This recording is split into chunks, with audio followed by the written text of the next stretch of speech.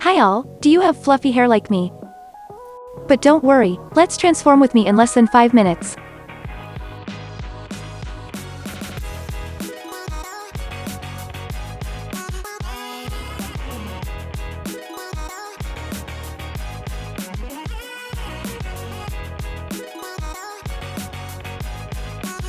Done. Do you think this hairstyle is beautiful?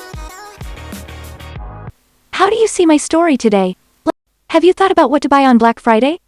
Love all. Please listen to my story today. What would you do if one day you found your sensitive videos all over the internet? Then you lost everything from your marriage, your job, and your reputation. That was what happened to me. My name's Nora, 25 years old. I was an ordinary 9-to-5 office worker. Although I'm a girl, I was an IT specialist. Due to my job, I was pretty quiet and introverted, but I had a peaceful life with my husband, Finn. One day when I went to the office as usual, something shocking happened. When I stepped into the office, all eyes were on me. Everyone pointed at me and whispered heatedly. I knew I was the target, but I was never the kind of girl who easily got involved in drama. What had happened? Not only that, there were a few male colleagues who deliberately touched me and looked at me pervertedly when they walked by my spot. I almost lost it when a guy told me unpleasantly, "Don't try to pretend. Isn't this what you want?" I stood there, furious and puzzled by the laughter of my colleagues. Then, Ellie, my best friend from high school, who was also my colleague, took me to a corner and asked if I knew that my sensitive video was shared online. I thought she was joking. I'm a very private person. There was no video to begin with. But after Ellie showed me the video, I began to understand what was going on. Everyone was sharing a video in which the main girl was me. The video has 2 parts. In the first scene, I was texting while wearing a sexy dress and seemed slightly drunk. The rest of the video showed the screen on my phone with flirty messages from me to the waiter at the restaurant in which I was dining.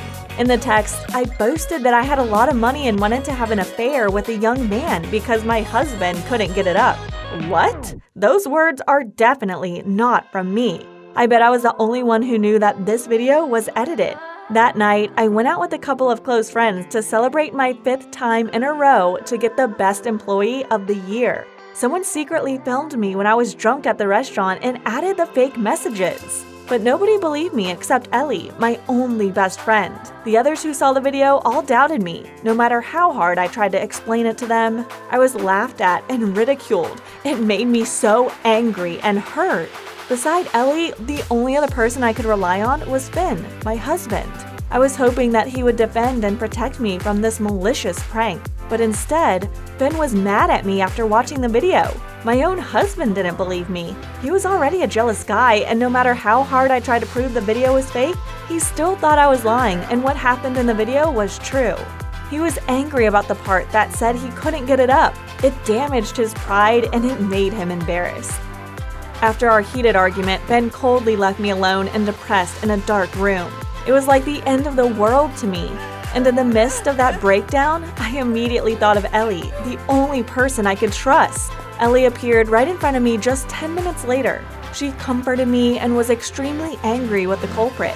Ellie pulled me up, forced me to be strong. She promised to help me find out the truth. I was so lucky to have Ellie. It took Ellie a whole night to comfort me and get my spirits up.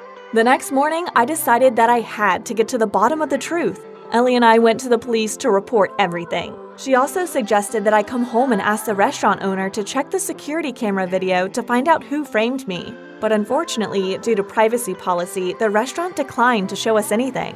After we had successfully convinced a policeman to assist us in our investigation, the restaurant owner had no other choice but to show us the video. But how strange, all videos of that night malfunctioned. Without a string of proof, we hopelessly came back home. The investigation seemed to slow down because there wasn't any evidence. A few days later, another video was posted, and this one was even better edited than the last one. You wouldn't be able to tell the difference from a glimpse. However, as a person who worked in the technology industry, I realized that the video was modified with Deep Nude, a technology that uses AI to put a person's image into an available video. And this time too, someone expertly inserted my face into an adult video. I began to think that the one who made these videos may be close to me. It was the only way they had so many images of me and other information to make such a great video. But at least with the appearance of the second video, I proved my innocence to Finn. He watched the second video too. He's my husband, so he knew the clear differences between the girl's body in the video and mine.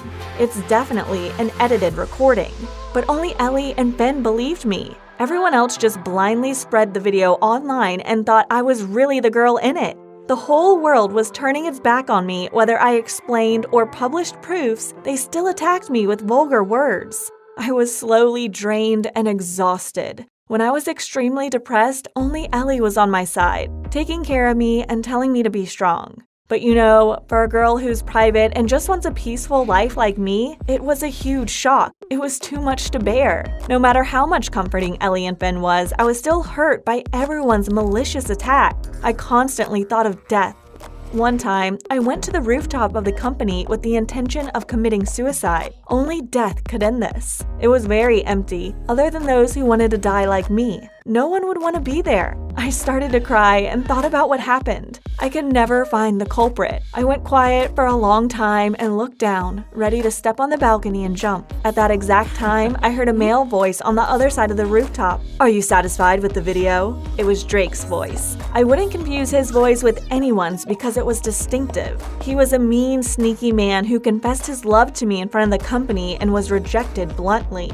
Immediately after that, a female voice replied, "Well, it's okay, but Nora is skilled enough to point out where the video was edited. Be more careful." Ha ha ha, I think she really wants to die now, just as you prefer. I want more than that. I'll give you the money as soon as you finish the third video. And remember, to be more careful this time.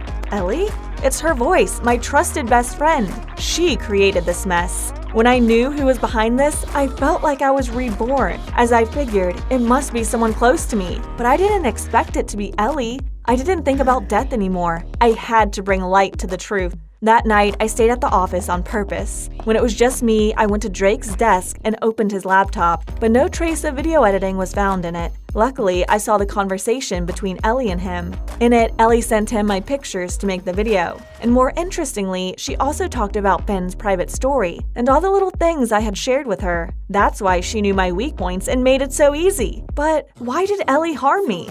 I planned to find out. The next day, I deliberately carried coffee past Drake and pretended to accidentally dump it on his laptop and apologized. I offered to bring his device to repair. This way, I would be able to extract his data and get evidence for the police. But he panicked and dismissed it. He kept clinging to his laptop and said not to sweat the small stuff, and he would bring it to repair himself. He even assured me not to be too worried. His odd attitude explained it all. When Drake wasn't at his desk, I quickly swapped his computer with another damaged one that I had prepared for my plan.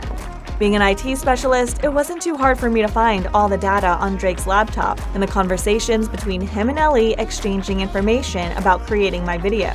I had all the proof I needed, and it was time to make them pay. This time, Ben wanted to take me to the police station to denounce the perpetrator, but I stopped him. Ellie was my only best friend who had been with me since high school. We overcame many difficulties together. I didn't want to destroy all of that. If I told the police, Ellie would be arrested. I wanted to meet her directly to know why she did that to me, but I couldn't contact her anymore. Ben and I went to Drake's house first. When he opened the door, my husband, unable to contain his anger, rushed to beat him and tied him to a chair without waiting for him to react. At first, he denied the crime, but after I showed the evidence I got from his laptop, he pleaded guilty. Drake confessed that he was very bitter since he was rejected by me in front of everyone. He hated me because I then showed his cheesy flirting messages to a few of my colleagues. It made Drake feel like a clown at the company.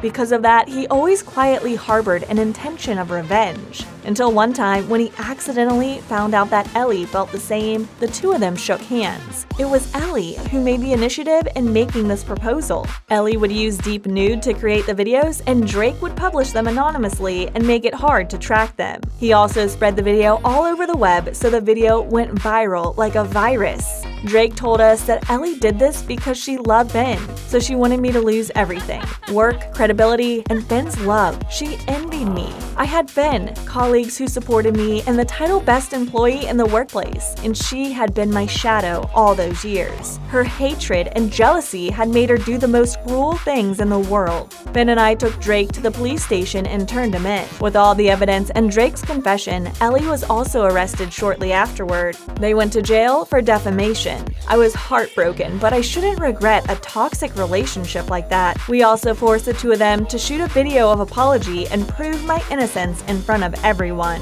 After that, my integrity and reputation were restored, but it wasn't all that easy. It took me a while to stop having nightmares about it. Things have gone down and everyone had stopped talking about it, even though those videos are still somewhere on the internet. The power of the internet is so scary. It seemed like nothing could be completely erased. After everything, I can still see the bright side of my life. At least, Finn is always by my side. He is always there, supporting me through all the difficulties.